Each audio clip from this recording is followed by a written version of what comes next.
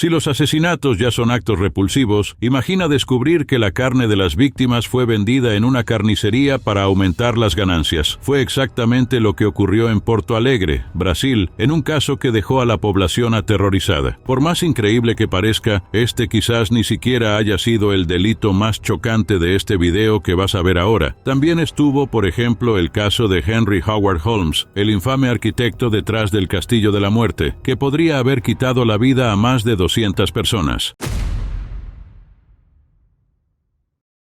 En 1893, la famosa ciudad de Chicago, en los Estados Unidos, bullía de vida. La Exposición Universal, también conocida como Exposición Colombina, atraía multitudes para celebrar los avances tecnológicos y culturales. Sin embargo, detrás de las luces e innovaciones, algo mucho más sombrío estaba en marcha. Henry Howard Holmes, conocido como H.H. Holmes, un hombre de hablar suave y apariencia impecable, estaba construyendo algo que quedaría marcado en la historia como el Castillo de la Muerte. Holmes, nacido como Herman Webster Madgett en 1861, fue un hombre peculiar desde la infancia. Fascinado por la muerte, siguió los estudios de medicina y usó su conocimiento de forma perversa. En Chicago, adoptó el nombre H.H. Holmes y compró una farmacia en la calle 63, donde comenzó su trayectoria como uno de los primeros asesinos seriales documentados de América.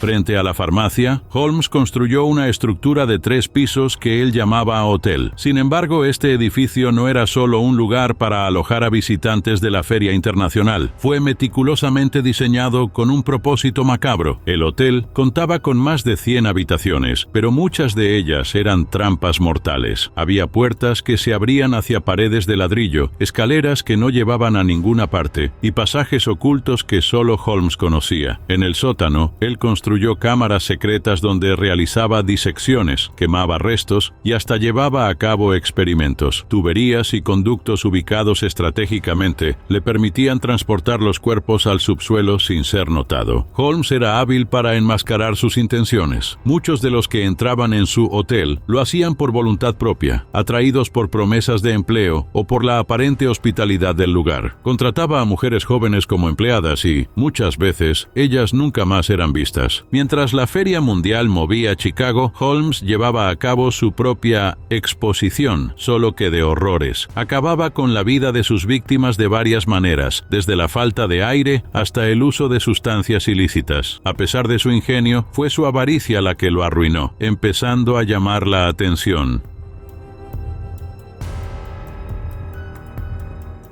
Holmes ya era conocido por aplicar fraudes de seguros y usar nombres falsos, pero fue uno de esos esquemas lo que llevó a su detención. Durante un intento de estafa que involucraba un caballo, fue capturado y bajo investigación, sus actividades más oscuras comenzaron a ser reveladas. Entre sus crímenes más chocantes estuvo el asesinato de Benjamin Pitezel, un cómplice en sus fraudes. Holmes puso fin a la vida de Pitezel y engañó a su esposa para colocar a 3 de sus hijos bajo su custodia, solo para también hacerlos desaparecer. Los restos de ellos fueron encontrados en lugares diferentes, repartidos entre los Estados Unidos y Canadá. Tras su arresto, la policía comenzó a investigar el Castillo de la Muerte. Aunque la estructura estaba llena de pasajes secretos y evidencias sombrías, algunos detalles más estrafalarios fueron exagerados por la prensa sensacionalista de la época. Aún así, los crímenes de Holmes eran realmente innegables. Confesó haber matado a 27 personas, pero estimaciones sugieren que el número puede haber llegado a 200. Su confesión, pagada por un periódico, generó aún más curiosidad, pero también dudas, ya que Holmes era conocido por mentir compulsivamente. El 7 de mayo de 1896, su sentencia de pena capital fue ejecutada en la prisión de Moyamen Singh. Hasta el último momento, Holmes mantuvo una calma inquietante. Su petición final fue que su ataúd fuese sellado en concreto, temiendo que su cuerpo fuera desenterrado y estudiado.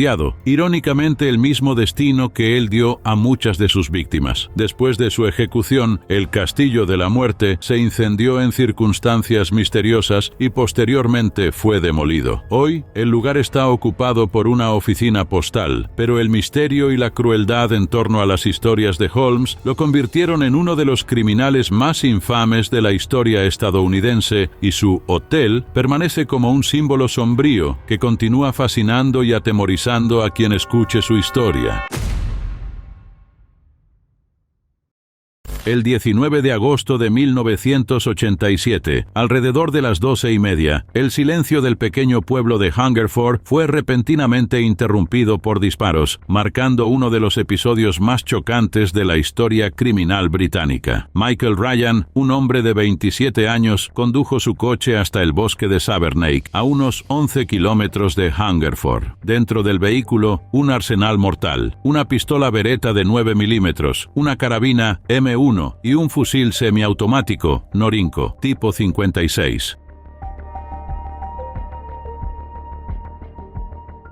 Michael Robert Ryan nació el 18 de mayo de 1960 en el Hospital Savernake, en Marlborough, Wiltshire, hijo único de Alfred Henry Ryan, un inspector de obras que murió de cáncer en 1985, y de Dorothy Ryan, que trabajaba como cocinera escolar y camarera. En abril de 1987, pocos meses antes de la masacre, Ryan comenzó a trabajar como obrero, pero dejó el empleo en julio y volvió a recibir seguro de desempleo. Ryan poseía licencia para armas desde 1978 y en la época de la masacre estaba legalmente autorizado a poseer 8 armas de fuego, incluidas las que usó en el ataque. En el bosque de Savernake, Ryan encontró a Susan Godfrey, de 35 años, que hacía un picnic con sus 2 hijos pequeños. Ryan abordó a la familia y, bajo la mira de su arma, llevó a Susan al interior del bosque, donde la atacó con 13 disparos. Lo que quedó de Susan fue encontrado a unos 10 metros de una lona que Ryan había colocado en el suelo, levantando sospechas de que pretendía agredirla de otras formas peores, aunque no se encontró evidencia concreta. Sus hijos fueron encontrados por una mujer que pasaba por el lugar, relatando haber visto a un hombre de negro cometer crímenes horribles contra su madre. Tras el ataque en el bosque, Ryan condujo hasta una gasolinera en Frogsfield. Alrededor de las 12:35, disparó contra la cajera del establecimiento usando la carabina M1. Entró en la tienda e intentó dispararle a quemarropa, pero el arma aparentemente falló. La cajera llamó a la policía, dando inicio a una cacería que, en ese momento, aún no conectaba los dos incidentes. Ryan regresó a la casa que compartía con su madre, Dorothy, en Southview, en Hungerford, poco después de las 12:45. Los vecinos lo describieron como perturbado. Poco después de entrar en casa, se oyeron disparos. Ryan había matado a los 2 perros de la familia. Salió de la vivienda vistiendo un chaleco antibalas y cargando munición y otros equipos. Al darse cuenta de que su coche no arrancaba, prendió fuego a la casa usando la gasolina que había comprado en la estación. El incendio destruyó su casa y otras 3 propiedades vecinas. El terror se extendió por Southview. Ryan disparó contra 2 vecinos, Roland y Sheila Mason, que no resistieron a las heridas. Lisa Mildenhall, una chica de 14 años que pasaba por el lugar, también fue baleada, pero sobrevivió. Una vecina de 77 años, Dorothy Smith, lo reprendió por sus atrocidades, pero no fue atacada. Ryan aún hirió a otra persona, Marjorie Jackson, antes de continuar su masacre. Siguió por un sendero en dirección al campo común del pueblo. Allí quitó la vida a Kenneth Clements, de 51 años, que paseaba con su familia. Alrededor de las 12:50, la policía finalmente conectó los incidentes y concentró sus búsquedas en Southview. Ryan regresó a la calle y disparó contra el policía Roger Brereton, que estaba en su patrulla. El agente perdió el control del vehículo y chocó contra un poste. Ryan se acercó a la patrulla y lo atacó de nuevo, poniendo fin a su vida de forma aterradora. La secuencia de horrores continuó. Ryan disparó contra un coche donde estaban Linda Chapman y su hija Allison, hiriendo a ambas. También disparó contra Linda Bright y Hazel Hazlett en una ambulancia que se aproximaba, pero las paramédicas salieron ilesas. La policía, al percibir la gravedad de la situación, solicitó refuerzos de la unidad de armas tácticas que estaba en entrenamiento a unos 60 kilómetros de distancia. Mientras tanto, el rastro de destrucción continuó, con Ryan disparando contra personas y vehículos que encontraba en el camino. George White, que volvía de Newbury con Ivor Jackson, también sucumbió. Abdul Khan, un señor de 84 años, perdió la vida abruptamente mientras cuidaba su jardín. Más personas fueron heridas y muertas, incluida la propia madre de Ryan, que estaba haciendo compras durante ese periodo. Aún disparó contra Andrew Cadle, que iba en bicicleta, pero erró el blanco. En el pasaje Bull Pit, quitó la vida al taxista Marcus Barnard. En la avenida Priory, hirió a John Storms, que estaba en su furgoneta, y acabó acabó con Eric Bardi. Sandra Hill, Douglas Wainwright e Ian Playle tampoco resistieron a las heridas, así como Jack Gibbs y su esposa Myrtle, que falleció 2 días después del ataque en el hospital.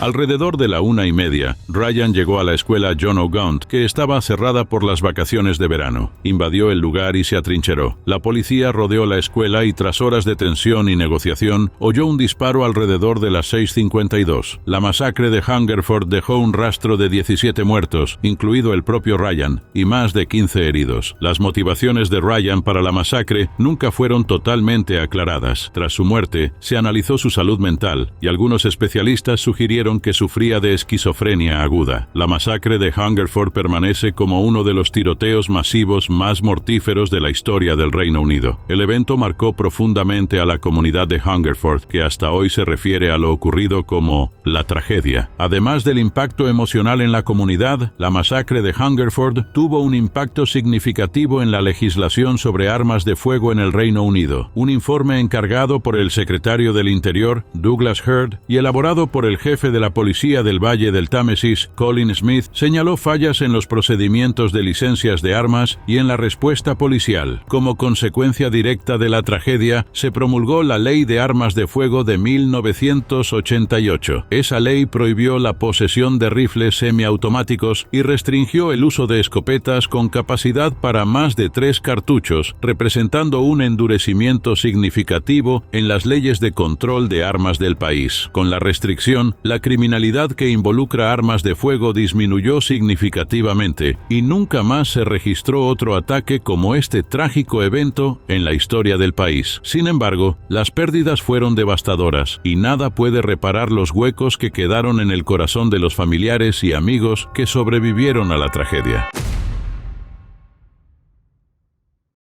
Era diciembre de 1937. El mundo vivía tiempos de tensión, pero nada podría preparar a la ciudad de Nankín, entonces capital de China, para la pesadilla que se aproximaba. Tras meses de conflicto intenso en la Segunda Guerra Sino-Japonesa, el ejército japonés avanzaba implacablemente, conquistando ciudad tras ciudad. Cuando finalmente llegaron a las puertas de Nankín, la historia tomaría un rumbo sombrío e inolvidable. La ciudad, ya debilitada tras la caída de Shanghái en noviembre, enfrentaba un dilema imposible. El gobierno chino había evacuado, dejando la defensa en manos del general Tang Shengji y sus 100.000 soldados exhaustos. Las murallas que rodeaban Nankín parecían prometer resistencia, pero el ejército japonés estaba decidido a conquistar la ciudad a cualquier costo. Y cuando finalmente entraron, comenzó el horror. El 13 de diciembre de 1937, las tropas del ejército imperial japonés, lideradas por el general Asaka Yasuhiko,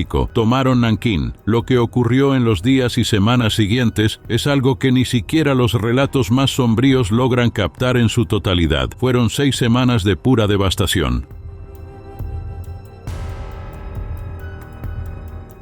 Los soldados japoneses iniciaron una masacre indiscriminada. No importaba la edad, el género, ni la condición de las personas con las que se encontraban. Se abatía a civiles, se ejecutaba a soldados rendidos y se destruían familias enteras. Las calles de Nankín se inundaron con lo que quedaba de las víctimas. Los registros hablan de un sufrimiento y una crueldad inimaginables. Personas enterradas vivas, incendiadas o usadas como blancos para competencias de tiro. Hubo incluso relatos de oficiales japoneses compitiendo para ver quién lograba eliminar a más prisioneros con una espada, un juego registrado como uno de los capítulos más crueles de esta tragedia. Uno de los aspectos más angustiosos de la masacre fue lo que sucedió con las mujeres de Nankín. Se estima que entre 20.000 y 80.000 mujeres y niñas fueron capturadas y sometidas a castigos que desafían cualquier comprensión. Tras tanto sufrimiento, muchas aún fueron descartadas sin piedad. Cada una de las víctimas de esta masacre tenía una historia, una familia y un sueño. Sin embargo, sus gritos fueron ahogados por la brutalidad. Documentos oficiales y testimonios de sobrevivientes pintan un retrato devastador. Una adolescente obligada a presenciar la pérdida de su madre, mientras ella misma era llevada al mismo destino. Un bebé arrancado de los brazos de su madre y descartado. No había límites para la crueldad. En medio de ese caos surgió una chispa de humanidad. Un grupo de extranjeros que permaneció en Nankín formó la Zona Desmilitarizada de Nankín, liderados por John Rabe, un empresario de Alemania. Estos héroes improbables albergaron a unas 200.000 personas dentro de los límites de esa zona protegida. Enfrentaron a los invasores, registraron crímenes y ayudaron a las víctimas como pudieron. John Rabe, en particular, dejó diarios detallados que más tarde sirvieron como testimonios valiosos de lo que ocurrió. Aunque la zona de seguridad no fue completamente inmune a la violencia, representó un esfuerzo desesperado por preservar vidas en medio del caos. Tras la Segunda Guerra Mundial, la masacre de Nankín se convirtió en un punto de tensión en las relaciones entre Japón y China. Aunque Japón reconoció formalmente la masacre, durante décadas sectores nacionalistas y revisionistas han minimizado o negado la dimensión de los crímenes. Mientras tanto, en China, la tragedia de Nankín se recuerda como un símbolo de resiliencia ante atrocidades que nunca deben repetirse. Los tribunales de guerra, realizados después del conflicto, condenaron a algunos de los responsables, como el general Matsui Iwane. Sin embargo, figuras clave, como el príncipe Asaka Yasuhiko, escaparon a la justicia debido a la inmunidad concedida a miembros de la familia imperial japonesa. Hoy, la masacre de Nankín se recuerda como uno de los peores crímenes de guerra de la historia. El memorial de las víctimas en Nankín mantiene viva la memoria de cerca de 300.000 personas muertas. Es un recordatorio sombrío de cómo la humanidad puede fallar y un llamado para que atrocidades como esta nunca más se repitan. Aunque la masacre terminó hace más de 80 años, sus cicatrices permanecen abiertas, tanto para las víctimas como para los sobrevivientes. Nankín no es solo un hito histórico, es un símbolo de la resiliencia humana ante el terror absoluto.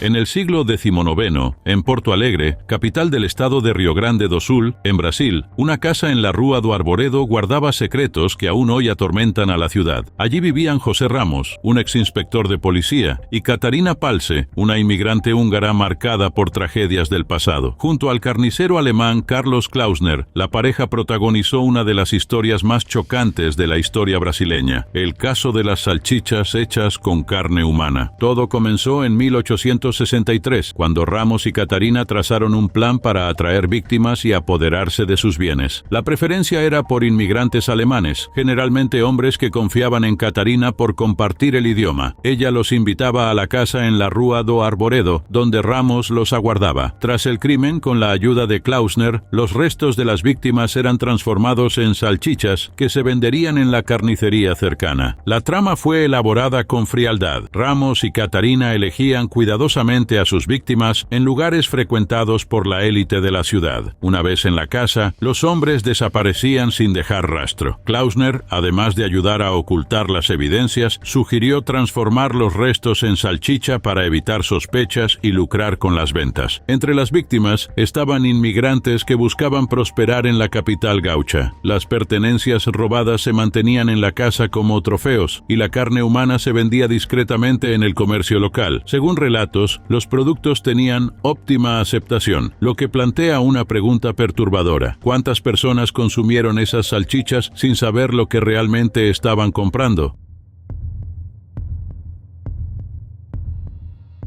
En 1864, la secuencia de desapariciones comenzó a atraer atención. La presión popular obligó a las autoridades a actuar. Todo se agravó cuando dos comerciantes conocidos en la ciudad, José Ignacio de Sousa Ávila y Januario Martins Ramos da Silva, desaparecieron tras ser vistos entrando en la casa de Ramos. El comisario Dario Rafael Callado inició una investigación y durante un registro en la residencia encontró pruebas aterradoras. Las pertenencias de las víctimas estaban esparcidas por la casa, pero lo más chocante estaba enterrado en el patio y en el sótano. Restos humanos en descomposición, incluidas partes identificadas como pertenecientes a Klausner, el carnicero que antes había sido cómplice de los crímenes. En el pozo de la propiedad se encontraron los restos de Januario y José Ignacio, junto con un perro que parecía haber intentado defender a su dueño. José Ramos y Catarina Palse fueron detenidos y juzgados por robo con homicidio, pero Ramos negó los crímenes crímenes hasta su muerte. Catarina, por otro lado, confesó parte de los actos y relató que por lo menos 6 personas habían sido asesinadas. Su diario fue fundamental para la investigación, pero curiosamente, los registros oficiales no mencionan directamente la fabricación de salchichas con carne humana. Esa omisión generó un debate histórico. Algunos estudiosos creen que hubo un esfuerzo por silenciar el caso, ya que muchos miembros de la élite local podrían haber consumido los productos sin saberlo. Decio Freitas, en su libro O Maior Crime da Terra, sugiere que el silencio fue una forma de proteger la reputación de la ciudad.